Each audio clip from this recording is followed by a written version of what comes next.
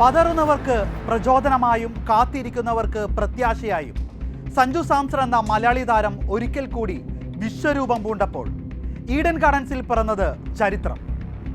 West ഇൻഡീസിനെതിരായ ജീവൻ മരണ പോരാട്ടത്തിൽ 196 runs എന്ന കൂറ്റൻ ലക്ഷ്യം പിന്തുടർന്ന ഇന്ത്യയുടെ ഓപ്പണറായാണ് സഞ്ജു ക്രീസിലെത്തുന്നത്.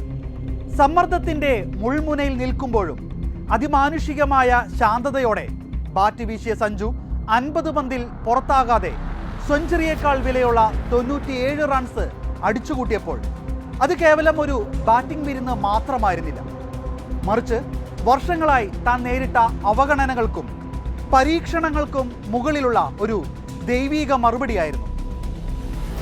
ആ ബാറ്റിൽ നിന്നുയർന്ന ഓരോ സിക്സറും ലക്ഷ്യബോധമുള്ള ഒരു മനസ്സിൻ്റെയും പ്രാർത്ഥനാ നിർഭരമായ ഒരു ഹൃദയത്തിൻ്റെയും വിജയഗാഥയായിരുന്നു. വിജയ റൺ കുറിച്ചതിന് പിന്നാലെ കൊൽക്കത്തയിലെ ആ നിറഞ്ഞ സ്റ്റേഡിയത്തെ സാക്ഷിയാക്കി സഞ്ജു മൈതാനത്ത് മുട്ടുകുത്തി നിന്ന് പ്രാർത്ഥിച്ച ദൃശ്യം ലോകമെമ്പാടുമുള്ള ആരാധകരുടെ കണ്ണുകളെ ഈറനണിയിച്ചു.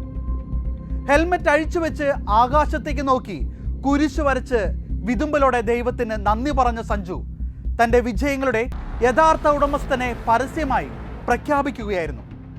അതിനൊരു കാരണവുമുണ്ട്. ഇതിനു മുമ്പുള്ള തൻ്റെ വിജയാഘോഷങ്ങളെല്ലാം സഞ്ജു ആഘോഷിച്ചത് തൻ്റെ തന്നെ കൈ ചുരുട്ടി മസിൽ കാണിച്ചുകൊണ്ടായിരുന്നു.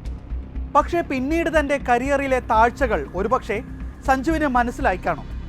എൻ്റെ തന്നെ അധ്വാനവും കരുത്തും മാത്രം പോരാ, എൻ്റെ അധ്വാനത്തിലും എൻ്റെ കരുത്തിലും ദൈവത്തിൻ്റെ ഒരു അനുഗ്രഹവും ആശീർവാദവും കൂടിയാൽ മാത്രമേ തനിക്ക് വിജയങ്ങൾ കൊയ്യാനാവൂ എന്ന് തിരിച്ചറിഞ്ഞ സഞ്ജു സാംസൺ കോടിക്കണക്കിന് ആളുകളെ സാക്ഷികളാക്കി തൻ്റെ അർദ്ധശതകത്തിലും വിജയ റണ്ണിലും പിതാവിനും പുത്രനും പരിശുദ്ധാത്മാവിനും സ്തുതി പറഞ്ഞുകൊണ്ട് കുരിശ് വരച്ച് ദൈവത്തിന് നന്ദി പറഞ്ഞു. കോടിക്കണക്കിന് ആളുകളുടെ മുന്നിൽ തന്നെ ഉയർത്തിയ ദൈവത്തിന് നന്ദി പറയാൻ ഒരു നാണക്കേടും സഞ്ജു കാണിച്ചില്ല. കാരണം ദൈവത്തിൽ അത്രമേൽ ആ മനുഷ്യൻ ആശ്രയിച്ചിരുന്നു. തൻ്റെ കൈകളിലെ മസിലുകൾ അദ്ദേഹം ഉയർത്തിയില്ല. പകരം സൈന്യബലത്താലല്ല, കരബലത്താലല്ല, ദൈവത്തിൻ്റെ ആത്മാവിനാലാണ് എന്ന സക്രിയ പ്രവാചകന്റെ പുസ്തകത്തിലെ വചനത്തിൻ്റെ ജീവിക്കുന്ന സാക്ഷ്യമായി ആ നിമിഷം സഞ്ജു മാറി. മുട്ടുകുത്തി നിന്നുള്ള ആ പ്രാർത്ഥന ഓരോ പന്തിലും തന്നെ നയിച്ച അദൃശ്യകരത്തോടുള്ള നന്ദി പറച്ചിലായിരുന്നു.